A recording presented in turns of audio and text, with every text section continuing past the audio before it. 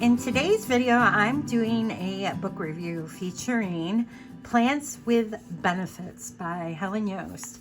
It was published by St. Lynn's Press, which I don't know if they're still in business. I have no idea, because this book was actually published in 2014.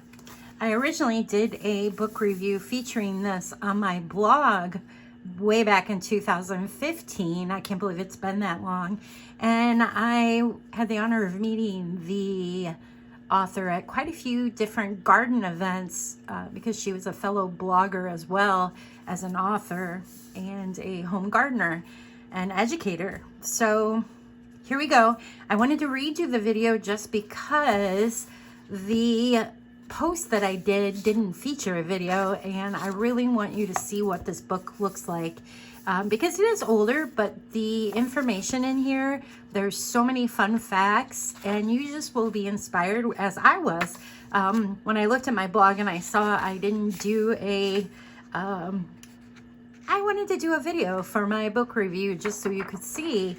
And I went and found the book on my shelf with all my other garden books, and I got flipping through it and I forgot how cool it was, and I actually learned some more interesting things and was inspired, which I will talk about that in this video. In the beginning of the book, there are actually quite a few vendors and large garden shows and a university even that did recommendations and did a little shout out, if you will, about the book. So that's pretty cool to look at. And if you look these people up and their websites, you'll find some really neat information. A lot of stuff you won't find on Facebook like we do today.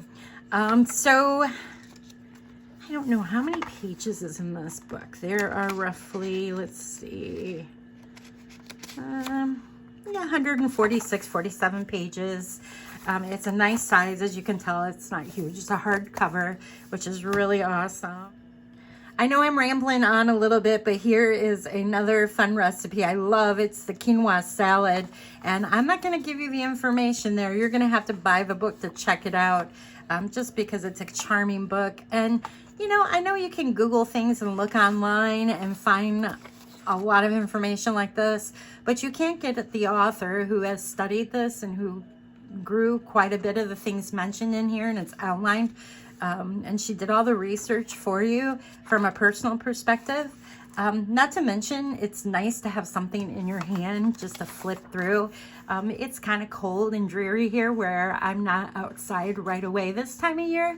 So it was really nice to be able to get the book out and flip through it and kind of plan, because I'm in those planning stages right now of what I'm going to be adding to my garden this year. And so this book will definitely inspire you, and it has growing tips, which is really useful this time of year.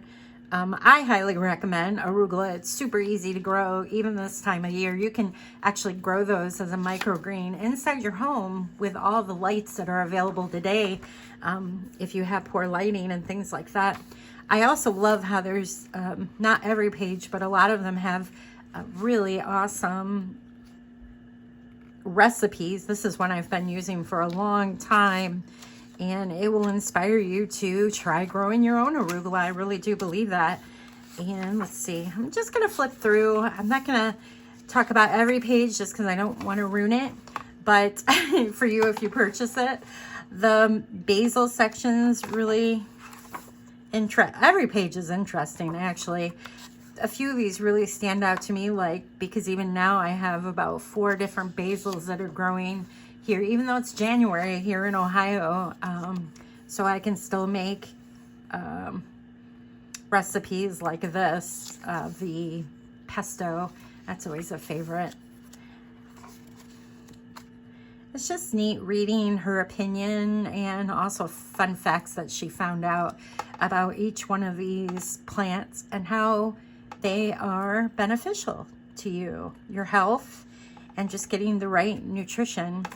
Garlic, I love this one. This is another favorite. I love the little write-up about it. It just gives you some fun facts, taking you all the way back to in the Bible even, and things like, you know, that's a long time ago, things like that. Garlic loves garlic lore tells us that the bulb protected against vampires. If I were an individual study, I could prove the claim, because despite all the vampire movies I've watched, the books I've read to keep up with my teenage daughter, I've never had to deal with vampire directly. Clearly it works. That's funny. I actually do believe garlic helps with mosquitoes, if that qualifies as a vampire, because I eat a lot of garlic and my family really doesn't, and I hardly ever get mosquito bites, where my son and my husband do. So that's kind of fun.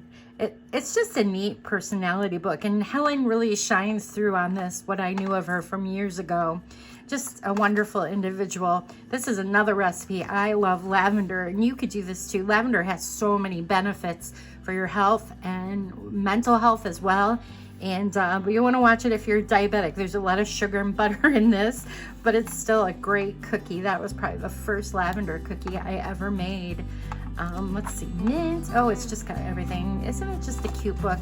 This I was excited to read because I recently, last autumn, got a passion fruit to grow, and so this sparked my interest because I still have it growing in my dome.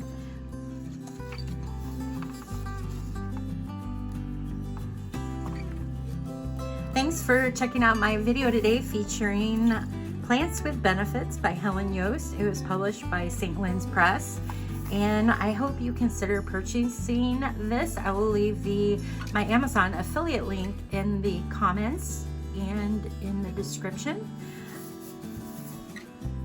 Get it for your own personal use and be inspired.